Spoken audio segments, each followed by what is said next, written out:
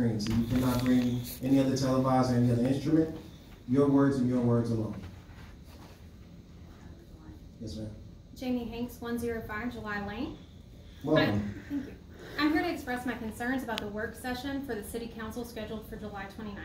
According to an AL.com article, this work session is to discuss proposed changes to the police department from community groups and chart the way forward for the police.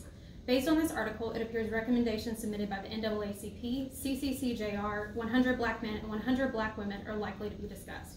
At the previous City Council meeting, Mayor Battle stated, "We're all here for one thing. We're here for a better Huntsville, a better police force, a better group. We'll be working toward the goal."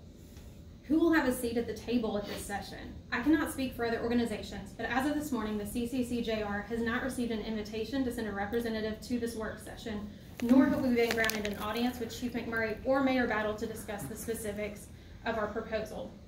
It sounds like the "we" in these quotes do not include the groups that have put forth the proposals.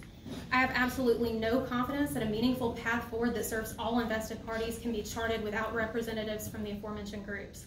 Participants in this work session will include 1, a City Council member that made a rape joke during a discussion about prevention of sexual assault of a person in police custody by an officer.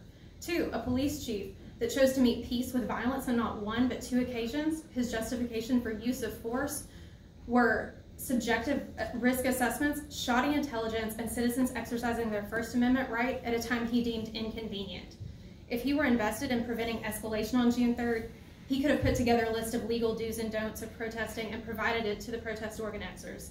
Instead, he emplaced a pseudo-military. He was, in his own words, commander of his troops, of 3 law enforcement agencies he intended to use against the citizens he's sworn to serve and protect.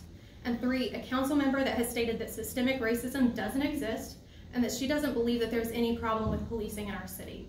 As an aside, Councilwoman Robinson, in your own words, let's stop the hypocrisy. Check your bias at the front door and listen to the citizens you've been elected to represent with an open mind.